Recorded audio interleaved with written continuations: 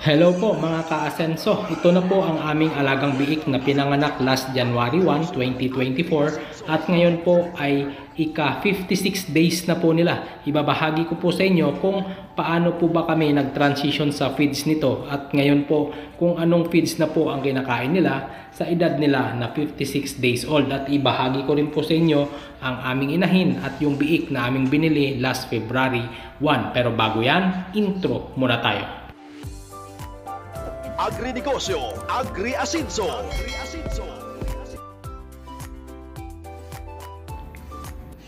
Ito na po pala ang aming biik na pinanganak last January 1. Ika 56 days old po nila ngayon. Nagbigay po kami ng pang-purga o pang-dewormer po. At ang aming gamit na pang-deworm, ito po ay Pepe Dewormer. Gawa po yan ng Pharmavet. Ngayong araw po, ika 56 days old po nila. Ito din po ang araw na pagpalit po namin ng feeds para po sa kanila.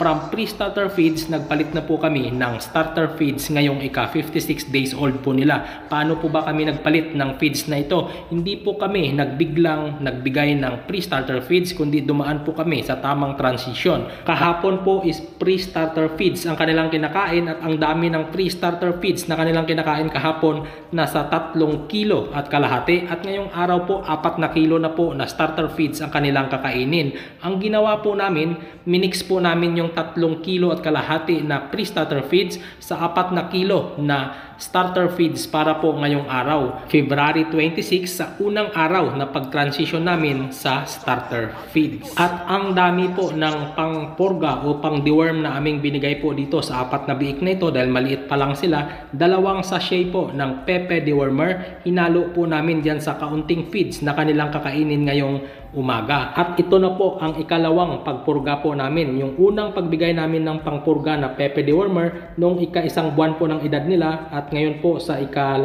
buwan at sa susunod po pag-transition na po namin sa grower feeds.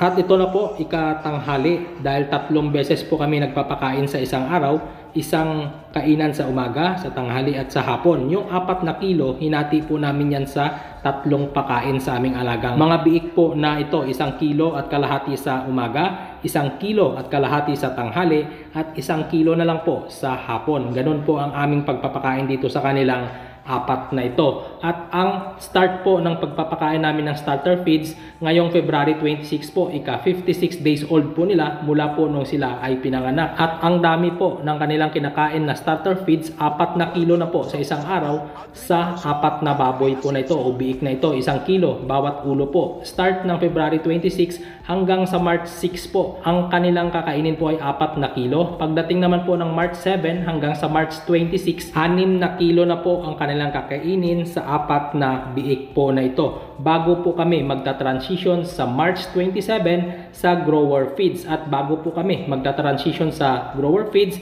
pupurgahin po namin sila ulit. Abangan po ninyo ang aming journey sa pag-aalaga ng mga biik po na ito. At ito po yung binili namin na biik last February 1 sa pinsang ko. 2 po ito. Pero yung isa binigay ko nga doon sa pinsang ko na parang suhol ko na rin po sa kanya sa paggawa po niya ng aming pig pen at pagpapakain po niya ng 2 buwan doon po sa aming inahin. At ito po, binili namin ito ng 22 kilos last February 1, 2024. Ngayon po ay February 26. Nasa 26 days pa lang po namin ito pinapakain at approximately po nasa 35 kilos pataas na po ang timbang nito. At hoping po, abangan po ninyo sa March 2, update ko po kayo, magta-transition po kami sa grower feeds. Dahil ngayon po, ang kanyang kinakain ay starter feeds pa lang po. 1 buwan po ito nakakain ng starter feeds, matatapos po sa March 2. So sa March 3, grower feeds na po ang kanyang kakainin. Hoping po na mas malaki pa po ang ilalaki nito at abangan po ninyo hanggang sa pagbenta kung ilang kilo po ba ang aabutin nito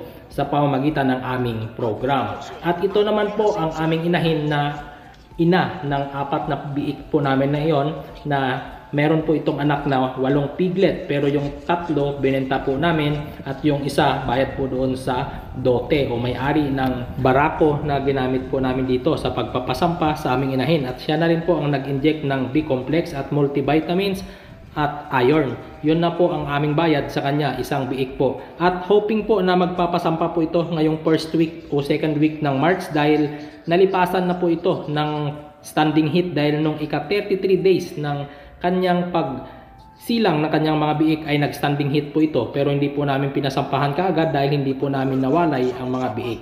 Hanggang dito na lang po ang video na ito. God bless.